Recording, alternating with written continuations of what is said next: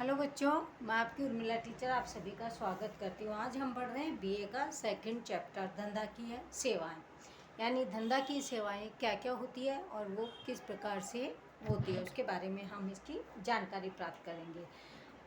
अर्थतंत्र में सेवाओं का यानी आर्थिक जो प्रवृत्तियाँ हो रही है उसमें धंधा जो होता है और सेवाएँ होती है उसका स्वरूप काफ़ी बढ़ता ही जा रहा है।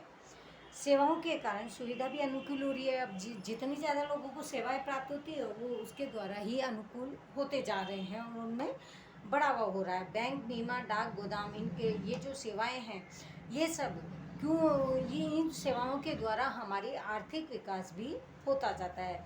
ये सेवा खाली वाणिज्य यानी व्यापार के लिए ही नहीं है बल्कि ये उद्योग, खेती और सभी धंधों के लिए भी सहायक सिद्ध हो रही है। सभी में भी ये सब चीज़ें की जा रही है। बैंकिंग, बीमा, डाक, गोदाम, वाहन व्यवसाय की सेवा इतनी ज़्यादा हो गई है कि इसके लिए आर्थिक प्रवृत्तियाँ जो लोगों की जो काम करने के तरीके उनको भी सीमा भी पार हो गई है। इनके द्वारा लोगों को सहायता प्राप्त होती जा रही है। ये पारिवारिक सामाजिक व्यवहार की सेवाएं भी बन गई है। आधुनिक समय में इन सेवाओं के क्षेत्र में विविधता और विशेषता भी दिखाई देती है। अब हम पढ़ेंगे बीमा, यानी बीमा क्या होता है। बीमा यानी जो व्यक्ति दो पक्षकारों के मध्य ऐसा लिखित अनुबंध जिसके द्वारा बीमा लेने वाला प्रीमियम रकम के बदले में बीमा करने वाले के पास से ऐसा वचन करता है कि जो उसे बीमा लेने वाला निश्चित किए गए जोखिम के कारण हानि हो तो तय की गई रकम की सीमा में निश्चित गणना के आधार पर आर्थिक क्षति की भरपाई पूंजी करेगा। यानी मैं अपनी भाषा में बताती हूँ कि बीमा किसे कहते हैं। दो पक्षकारों के मध्य में किया जाने वाला करार। अब वो करार क्या होता है कि जो वो पैसा लगा रहे हैं और उनके अगर उन्हें जोखिम तो देखो किसी की भी हो जाती है, लेकिन जोखिम के द्वारा जो उनकी क्षति हुई है, जो नुकसान हुआ, उसकी भरपाई करने के लिए बीमा करवाया जाता है। बीमे के लिखित करार को बीमा पॉलिसी के रूप में भी जाना जाता है। बीमा जोखिमों को दूर नहीं करता बल्कि क्या करता है, उन जोखिमों के द्वारा जो उत्पन्न होने वाली जो नुकसान है, जो क्षति है, उसकी भरपाई पूंजी इनके द्वारा की जाती है। इसका सिद्धांत, बीमा मूल रूप से समाज के साथ सामाजिकता यानी समाज के साथ जुड़ा है, समाज का ही काम करने के लिए होता है और ये दो पक्षों के बीच का करार होता है, यानी एक बीमा लेने वाला और एक बीमा पॉलिसी देने वाला। बीमा सामान्य अनुबंध नहीं है, इसे सामान्य अनुबंध के नियम के साथ भी नहीं जोड़ा जा सकता है। बीमा विशेष अनुबंध होने से उसमें सामान्य अनुबंध सिद्धांत के अलावा निम्नलिखित विशेष सिद्धांत भी होते हैं। जो पहला है संपूर्ण विश्वास का सिद्धांत। हम किसी भी प्रकार से अगर कोई भी काम करते हैं तो हमें काम करने के लिए क्या है, एक दूसरे पर भरोसा करना आवश्यक है। अगर विश्वास करते हैं तो ही हम अपने काम को सही रूप से कर पाते हैं। बीमे के अनुबंध का उद्देश्य लाभ प्राप्त करना नहीं होता बल्कि बीमा अनुबंध का उद्देश्य जो उनका नुकसान होता है, जो क्षति होती है, उसकी आर्थिक भरपाई करना होता है। बीमा का मूलभूत विचार समाज के लिए ही है, इसीलिए बीमा करार के पक्षकारों को आपस में एक दूसरे पर संपूर्ण विश्वास करना आवश्यक है। अनुबंध करते समय जो भी बीमा से संबंधित आवश्यक जानकारी है वो बीमा लेने वाले को संपूर्ण जानकारी होनी आवश्यक है। अब वो एक दूसरे के जो ये पक्ष हैं, एक पक्ष दूसरे पक्ष को देनी होती है, यानी जो बीमा लेने वाला है, जो बीमा देने वाला है, उनके द्वारा एक दूसरे को संपूर्ण जानकारियाँ बताई जाती है। कोई भी जानकारी छुपाकर किया गया बीमा अनुबंध या बेईमानी धोखा कहलाता है, यानी जो बीमा लेने वाला है उसको संपूर्ण जानकारी बीमा के वाले को प्राप्त होनी आवश्यक है। संपूर्ण विश्वास के सिद्धांत का भंग भी माना जाता है। अगर उसमें कुछ बात छुपाई है, बताई नहीं है, तो फिर वो बीमा अनुबंध क्या माना जाएगा, भंग माना जाएगा, यानी धोखा। जब भी बीमा के पक्षकार को पता चले कि संपूर्ण विश्वास के सिद्धांत का भंग हुआ है तब बीमा अनुबंध रद्द कर सकता है। अगर आपके साथ बीमा कराते वक्त कोई बेईमानी कर दी गई है, बताया नहीं है, तो आप बीमा को रद्द भी करवा सकते हैं। बीमा लेने वाले द्वारा भरी गई प्रीमियम की रकम भी वापस नहीं मिल सकती है, साथ ही जो क्षति हुई है उसकी पूर्ति भी प्राप्त करने का अधिकार नहीं होगा। यानी जिसने भी अगर बीमा लिया है और अगर उसके मान लीजिए कि आग लग गई उनकी शॉप में, दुकान में, तो उन्होंने जितनी जो चीज़ें, जैसे मान लीजिए नुकसान हुआ 50,000 का, उसने नुकसान बताया लाख का, जब उन्होंने जांच पड़ताल की तो पता चला कि इन्होंने जो बेईमानी की है, झूठ बोला है, तो फिर जो उनको प्रीमियम की जो रकम थी वो भी वापस नहीं होगी और उन पर धोखा अनुबंध भी लगा दिया जाएगा। दूसरा है क्षतिपूर्ति का सिद्धांत। बीमा लेने वाले को हानि हो तो उसे क्षतिपूर्ति मिले, इसके लिए बीमा अनुबंध होता है। यानी जो नुकसान होता है उसकी भरपाई पूंजी के लिए ही अनुबंध होता है, यानी ये करार होता है। बीमा के अनुबंध का हृदय क्षतिपूर्ति का सिद्धांत है। बीमा लेने वाले को हानि हो तो बीमा कंपनी उसकी क्षतिपूर्ति कितनी करेगी तय करने के लिए इस सिद्धांत का उपयोग होता है। बीमा लेने वाला उसकी हुई क्षतिपूर्ति को प्राप्त कर सकता है, यानी उसके पास जितना नुकसान हुआ है उसके अनुसार वो उसकी पूर्ति भी कर सकता है। वह लाभ प्राप्त, यानी 50,000 का नुकसान हुआ है तो वो उसमें लाभ नहीं कमरेगा, 50 का नुकसान है तो उन्हें 50 ही सही बताना होगा, अर्थात कि जितना नुकसान हुआ हो उससे अधिक रकम क्षतिपूर्ति के रूप में प्राप्त हुए नहीं कर सकता, क्योंकि बाद में जब उनकी जांच पड़ताल की जाती है और ऐसा पाया जाता है तो वो दोषी भी कहलाता है। बीमा लेने वाला वस्तु के मूल्य की तुलना में कम बीमा करवाए तो गंभीर रूप से स्वीकार करना कि कम मूल्य के प्रमाण में नुकसान वह खुद उठाएगा। अगर 50,000 का नुकसान हुआ है और कागजों में उसने कम बता रखे हैं और 40 ही है तो फिर वो 10,000 का नुकसान होगा, वो उसको खुद को झेलना पड़ेगा। पहला, इसमें एक व्यक्ति ने अपनी 5 लाख की वस्तुओं को 3 लाख का बीमा लिया। उसके पास 5 लाख की वस्तु है लेकिन बीमा 3 लाख का ही लिया है। यदि वस्तु पूरी ही नष्ट हो जाती तो अधिक से अधिक उसको बीमे की क्षतिपूर्ति कितनी प्राप्त होगी? 3, क्योंकि उसने बताया ही 3 है।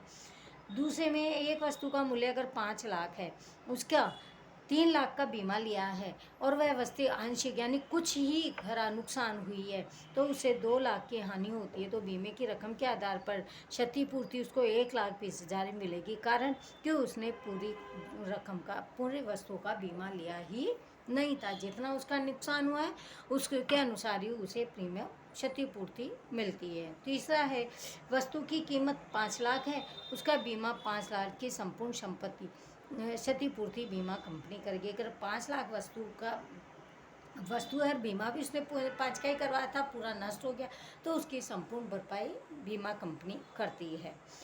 तीसरा है बीमा योग्य हित का सिद्धांत। बीमा योग्य हित का सिद्धांत अर्थात बीमा लेने वाले का बीमित वस्तु में आर्थिक हित होना चाहिए। उदाहरण, मकान मालिक का मकान में आर्थिक हित हो तब ही किराएदार और उसमें किराएदार का आर्थिक हित न हो।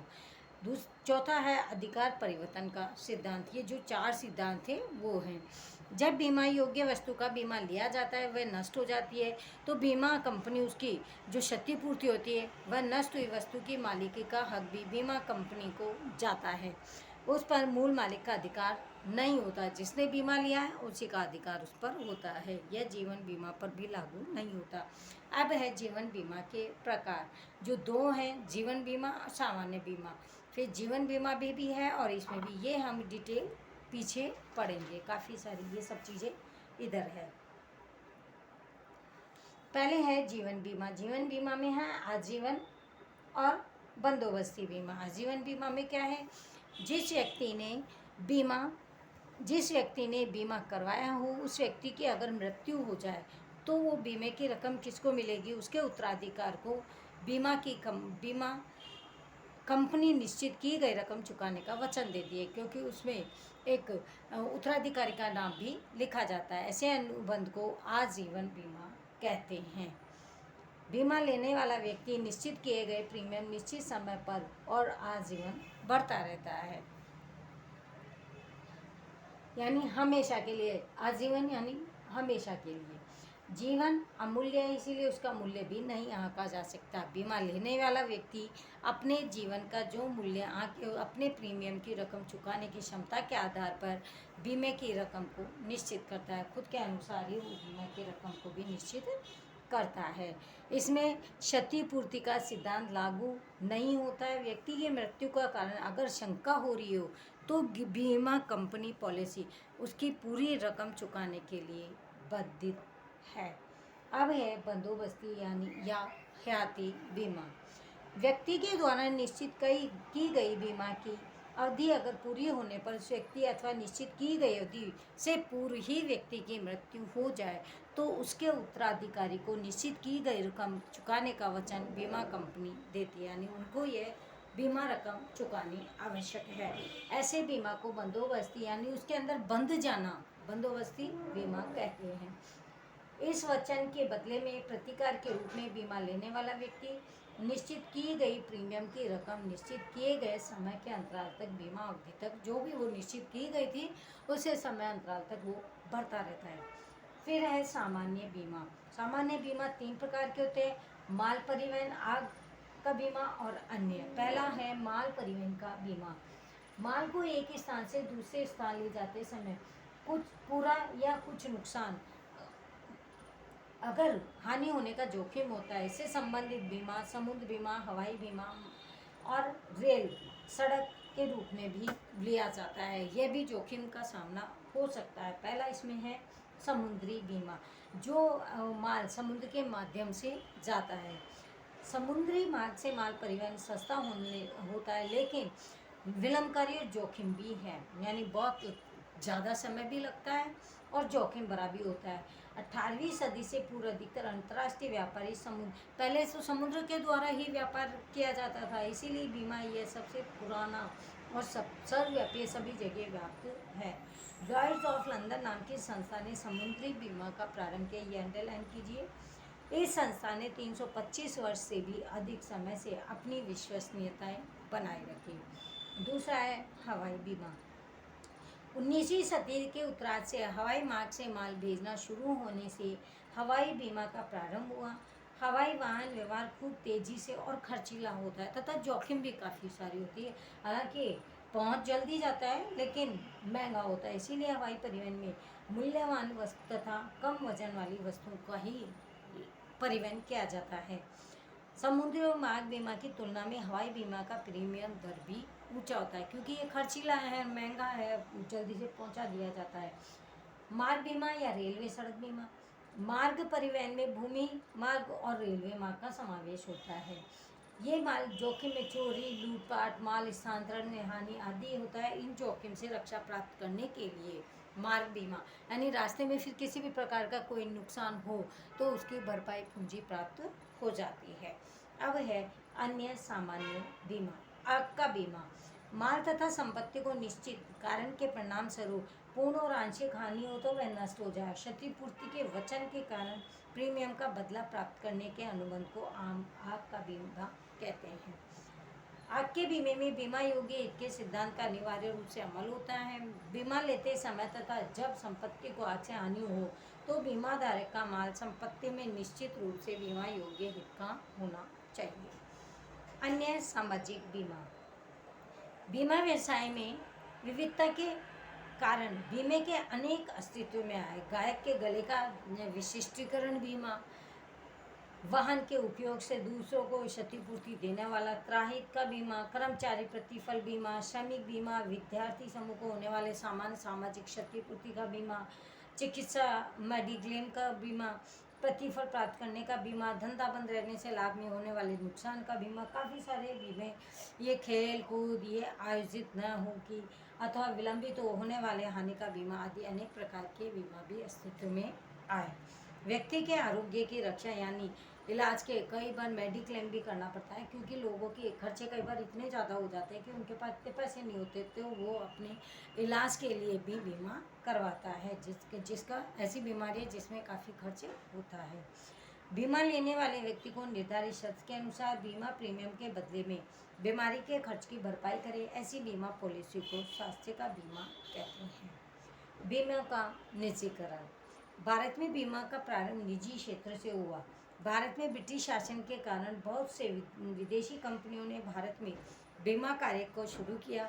अयोग्य व्यापारी आचरण किए गए और आक्षेपों के कारण 19 जनवरी 1956 के दिन विशेष आदेश द्वारा जीवन बीमा व्यवसाय का राष्ट्रीयकरण किया गया। भारतीय जीवन बीमा निगम की स्थापना की। इस प्रकार जीवन बीमा के क्षेत्र में भारतीय जीवन बीमा का एकाधिकार यानी एक का ही अधिकार शुरू हो गया।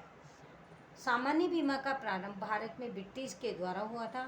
सामान्य बीमा भी समय के अंतराल पर नियंत्रित किया जा रहा है। आज़ादी के बाद भी जारी रहा। 1972 से सभी सामान्य जो बीमा था वो व्यापार कानून के द्वारा 1 जनवरी 1973 से सभी सामान्य बीमा कंपनियों का राष्ट्रीयकरण कर दिया गया। अब है बीमा नियामक एवं विकास प्राधिकरण IRDA। बीमा नियामक विकास प्राधिकरण भारत की सर्वोच्च स्वायत्त कानूनी संस्था है जो सभी जगह व्याप्त है, जो बीमा क्षेत्र के नियमन और विकास का कार्य भी करती है। IRDA 1999 के द्वारा निजी कंपनी के लिए बीमा क्षेत्र के द्वारा खोले गए निजी बीमा कंपनी में विदेशी प्रत्यक्ष यानी फॉरेन डायरेक्ट इन्वेस्टमेंट की सीमा 26% तक स्वीकृत की गई, जिसे 2015 में बढ़ा करके 49 कर दी। इस प्रकार विदेशी बीमा कंपनी भारतीय बीमा कंपनी से 49% तक सीधा पूंजी विनियोग कर सकती है, अपना पैसा लगा सकती है।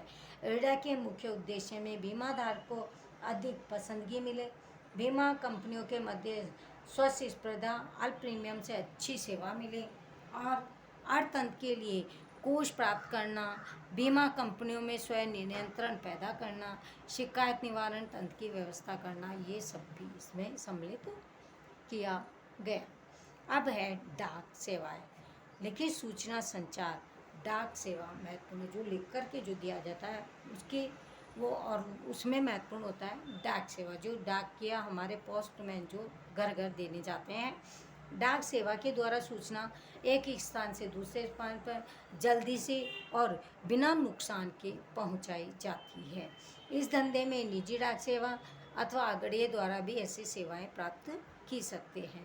भारत सरकार ने डाक विभाग के द्वारा ऐसी सेवाएं व्यक्ति और धंधा की इकाई को प्राप्त हो सकते हैं। 150 वर्ष से भी अधिक भारत के डाक विभाग डाक सेवा के अतिरिक्त बहुत सी सेवाएं प्रदान की, जैसे मनी ऑर्डर, लघु बचत योजना, स्वयं संचय स्वीकारना, डाक जीवन के ग्रामीण जीवन बीमा। इसके अतिरिक्त दूसरी बहुत सी ऐसी सेवाएं जो मसलन फंड में वीडियो भारत सरकार की बहुत सी योजना के लिए प्रतिनिधि यानी एजेंट की सेवा भी देते हैं, यानी उनके माध्यम से सभी को संपूर्ण सेवा की यानी डाक से संबंधित जो सेवाएं होती है उसकी जानकारी भी दी जाती है।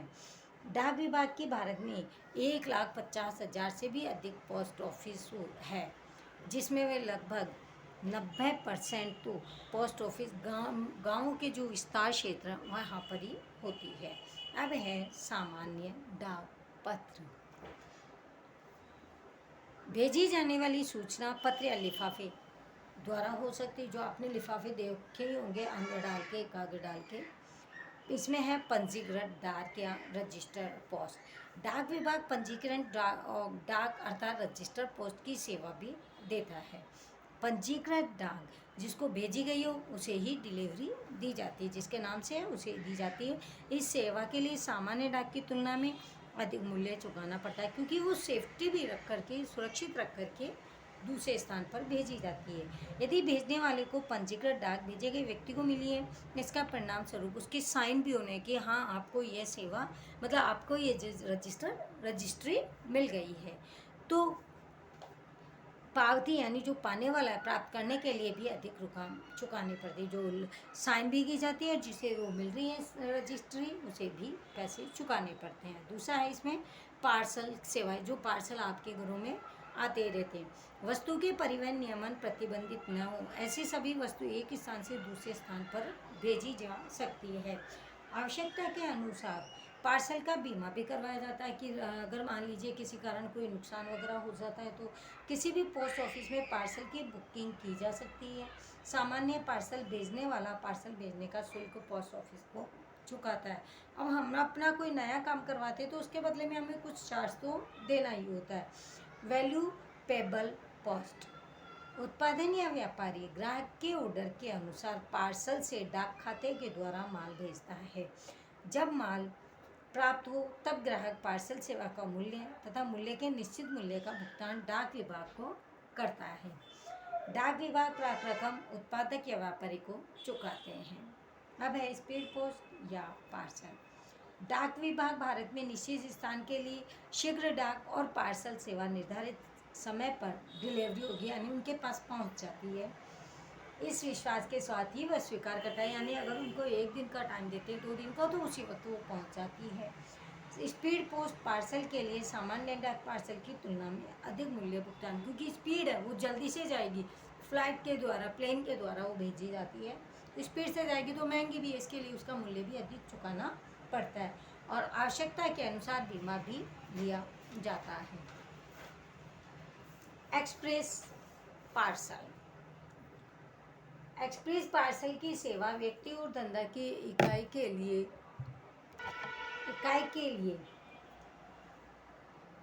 सेवा व्यक्ति और धंधा की इकाई दोनों के लिए ही उपलब्ध होती है। एक्सप्रेस पार्सल नियत की गई समय अवधि में अति शीघ्रता से, यानी जो समय दिया गया उसके अनुसार पहुंचा दी जाती है।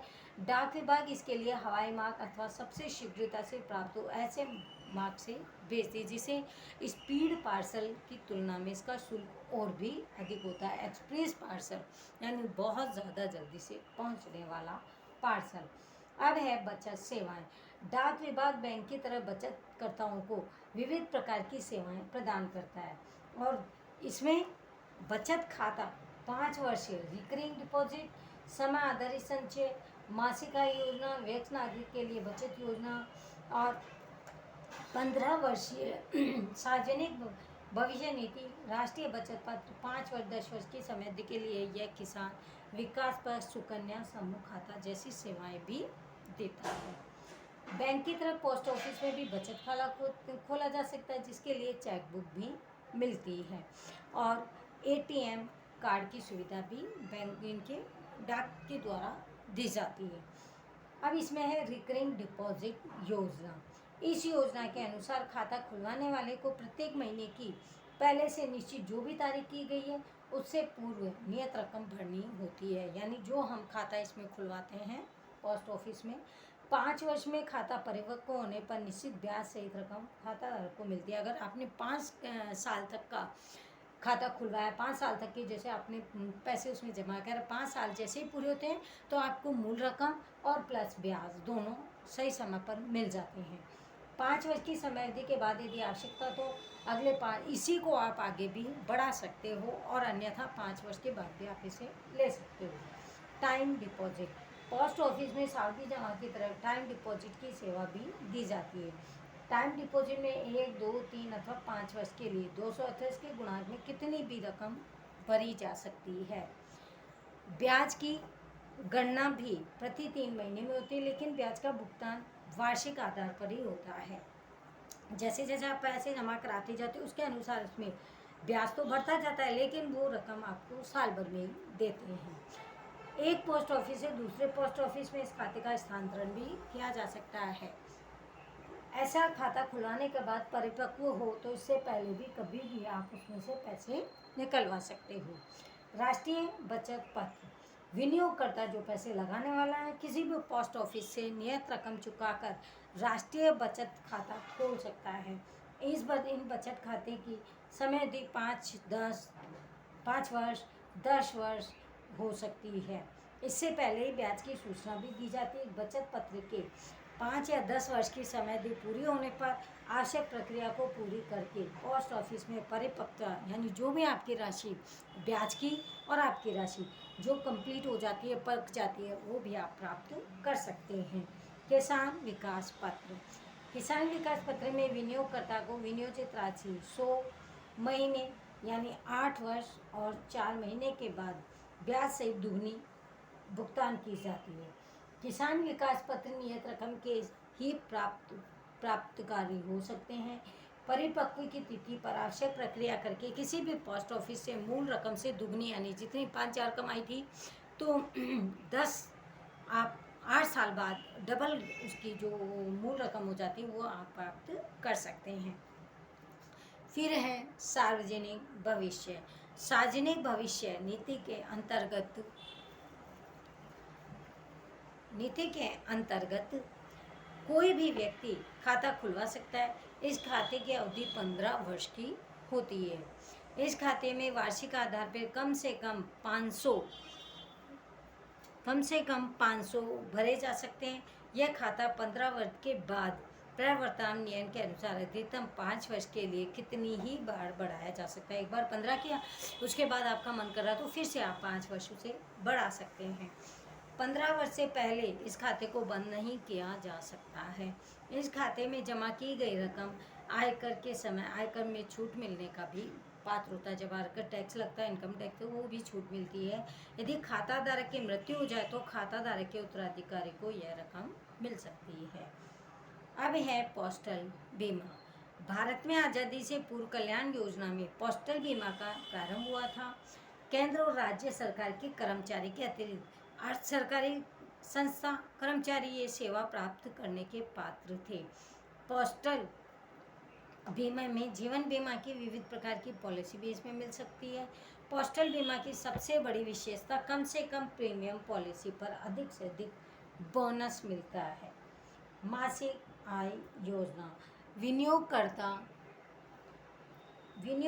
को प्रति महीने ब्याज की रकम मिल जाए, इस उद्देश्य से यह योजना उपयोगी है। इस योजना के अंतर्गत व्यक्तिगत रूप से अथवा दूसरे व्यक्ति के नाम से यानी 2 जने मिलकर के भी यह खाता खुलवा सकते हैं। ऐसा खाता 5 वर्ष की समय अवधि के लिए ही खोला जाता है। आवश्यकता के अनुसार एक पोस्ट ऑफिस से दूसरे पोस्ट ऑफिस में इसको स्थानांतरण भी किया जा सकता है। आवश्यकता हो तो 1 वर्ष के बाद कुछ शर्तों के अधीन रहकर विनियोग की रकम वापस भी ले सकते हैं। मान लीजिए पार्टनर है, कुछ खटपट हो जाती है तो वो वापस भी ले सकते हैं। अब है money order. Money order post office के द्वारा एक स्थान से दूसरे स्थान पर पैसे भेजने की व्यवस्था को मनी ऑर्डर कहते हैं। मनी ऑर्डर यानी ऑर्डर आया और पैसे आपने भेज दिए। इस सेवा के लिए पोस्ट ऑफिस को कमीशन देना पड़ता है। हमारा काम कोई भी करेगा तो बीच का कमीशन तो वो लेगा ही, मेहनताना। जिस व्यक्ति को रकम भेजी गई हो उस व्यक्ति के रकम के बदले मिलने के बदले रसीद पर हस्ताक्षर यानी आपको ये रकम मिल गई, उसके साइन भी लिए जाते हैं और वह रसीद वापस से जो भेजने वाला था उसको पहुंचा दी जाती है।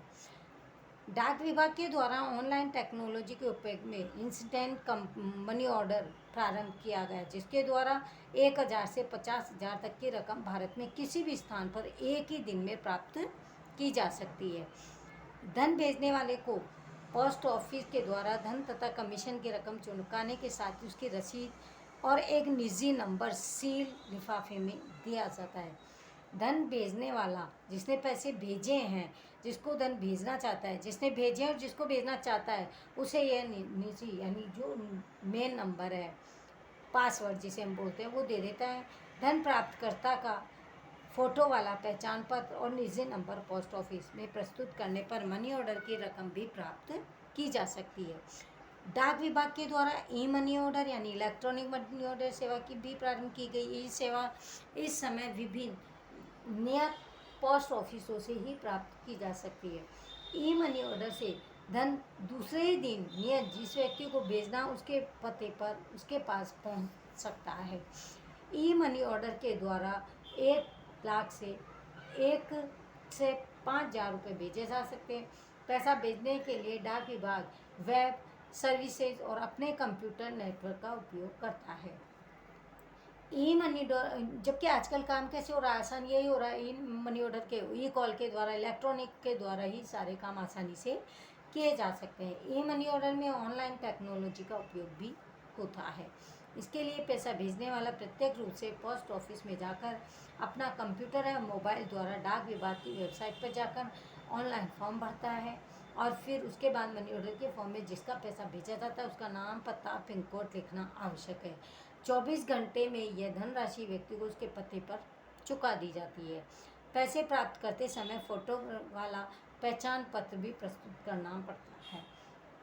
मनी ऑर्डर के साथ आवश्यक हो तो निश्चित उन संदेशों में से कोई एक संदेश प्राप्तकर्ता को भेजा जा सकता है। फिर है अन्य गौण सेवाएं।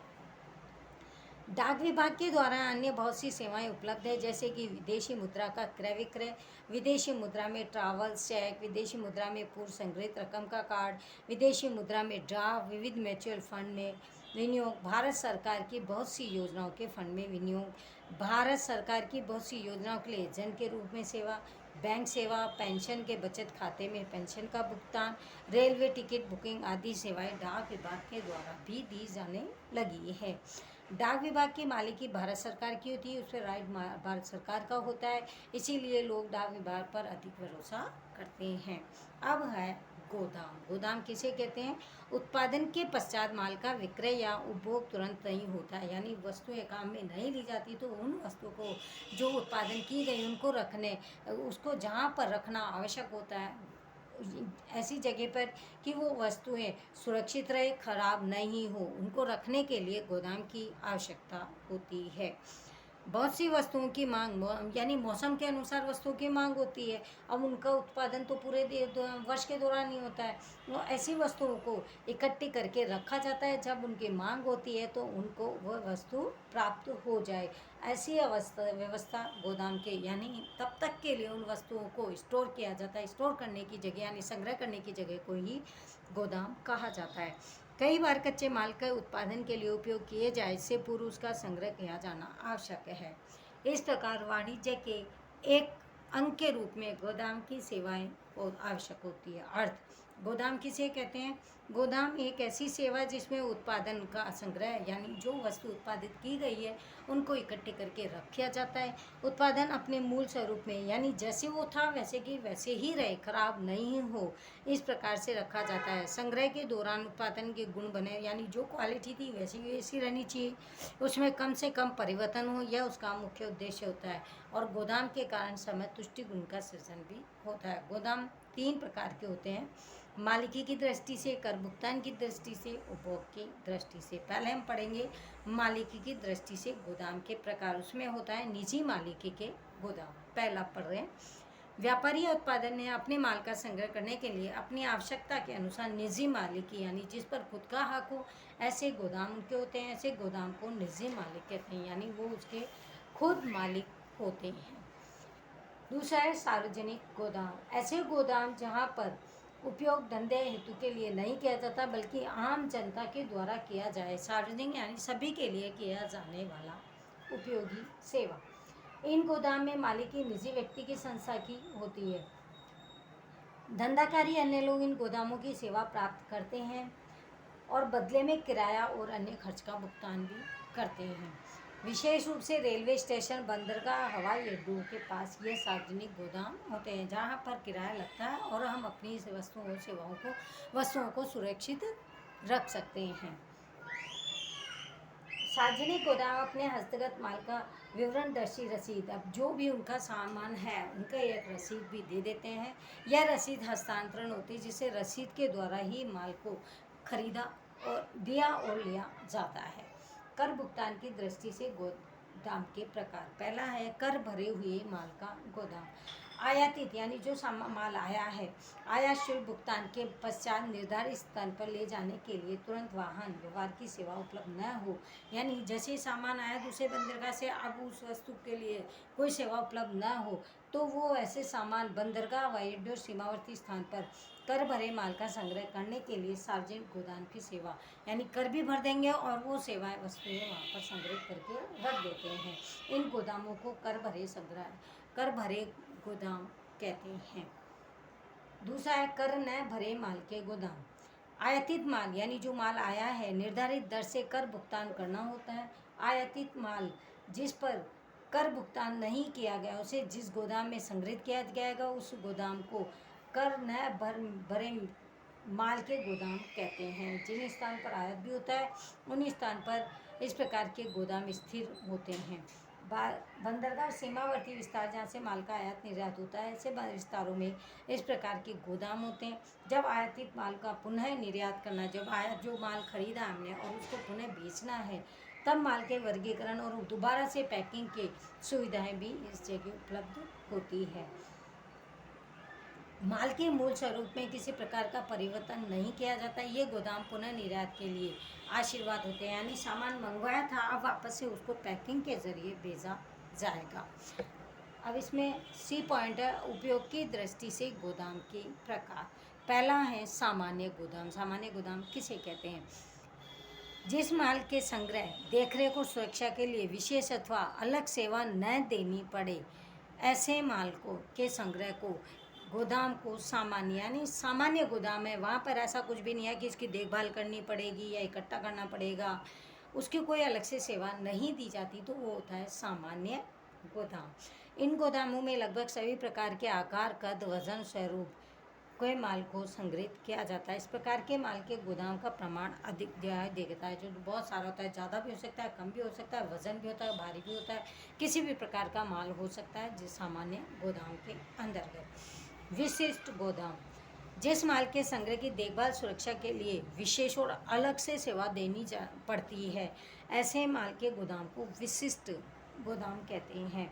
जैसे पटाखे, जहरीला रसायन, रसोई गैस, पेट्रोल। अब ये ऐसी चीज़ें जिनकी अलग से देखरेख, यानी बहुत सुरक्षित इन सामानों को रखा जाता है, इनके लिए विशिष्ट गोदाम ही अनिवार्य होते हैं। पेट्रोल के लिए भूमिगत टंकी, जहरीली रसायनों के लिए विशेष प्रकार की ईंटें इसके उदाहरण हैं। फल, दूध, सब्जी जैसे नाशवान पदार्थ के लिए कोल्ड स्टोरेज की आवश्यकता होती है। ये सब विशिष्ट गोदाम इनके लिए बनाए जाते हैं। इनका उद्देश्य अनेक नियमों को पालन, इनके लिए इनकी सुरक्षा के उद्देश्य से इनके नियमों का पालन करना भी आवश्यक है। अब है वाहन व्यवहार और परिवहन की सेवाएं। पहले वाहन माल परिवहन के लिए वाहन व्यवहार का उपयोग किया जाता है, यानी सामान को एक स्थान से दूसरे स्थान पर पहुंचाने के लिए वाहन उपयोगी हैं। पहले पशुओं और वाहनों का उपयोग किया जाता था, फिर धीरे धीरे जलमार्ग की खोज हुई और अब हवाई जहाज का उपयोग इसमें हो गया है। अर्थ, वाहन व्यवहार एक ऐसी सेवा है जिसके द्वारा मनुष्य माल सामान को एक स्थान से दूसरे स्थान पर ले दे सकता है, यानी स्थानांतरित कर सकता है। इसके प्रकार मानव शक्ति के द्वारा संचालित, जो मनुष्य के द्वारा चलाया जाने वाला यंत्र। मनुष्य माल सामग्री के स्थानांतरण के लिए मानव शक्ति के द्वारा संचालित आज भी प्रचलित और पर्यावरण के अनुकूल है। बहुत से स्थानों पर पैडल रिक्शा, आज भी रिक्शा कई स्थानों पर चलते हैं, एक स्थान से दूसरे स्थान पर जाते हैं। उदाहरण, कोलकाता में मानव परिवहन के लिए आज भी पैडल रिक्शा का ही उपयोग किया जाता है। आज भी भारत के लगभग सभी प्रदेश में हाथ लारी द्वारा माल सामान एक स्थान से दूसरे स्थान पर ले जाया जाता है। जैसे यहाँ पे भी कपड़े मार्केट में आज भी जो पैकिंग होती है, जो पार्सल होते हैं, वो इनके द्वारा मानव सजीव हाथ लारी के द्वारा ही एक स्थान से दूसरे स्थान पर ले जाया जाता है। सेकंड है पशु शक्ति द्वारा संचालित। पशुओं द्वारा कम दूरी के लिए मनुष्य और माल सामग्री का परिवहन किया जाता है। उदाहरण, घोड़ा गाड़ी और बैलगाड़ी। हवाई मार्ग के द्वारा मनुष्य माल सामग्री का शीघ्रता से और लंबी दूरी के लिए परिवहन संभव है। छोटी दूरी के लिए हवाई मार्ग का उपयोग महंगा सिद्ध होगा, ये लंबी दूरी के लिए ज़्यादा सही रहता है, खर्चीला होता है। इसके लिए हवाई जहाज को आकाश में उड़ने उतरने के लिए रनवे की आवश्यकता होती है, तो कम समय की दूरी के लिए कम मनुष्य और माल सामग्री जहाँ रनवे बनाया जाए, ऐसे दुर्गम विस्तारों के लिए हेलीकॉप्टर की सेवा भी उपलब्ध की जाती है। अब लास्ट है भूमि मार्ग।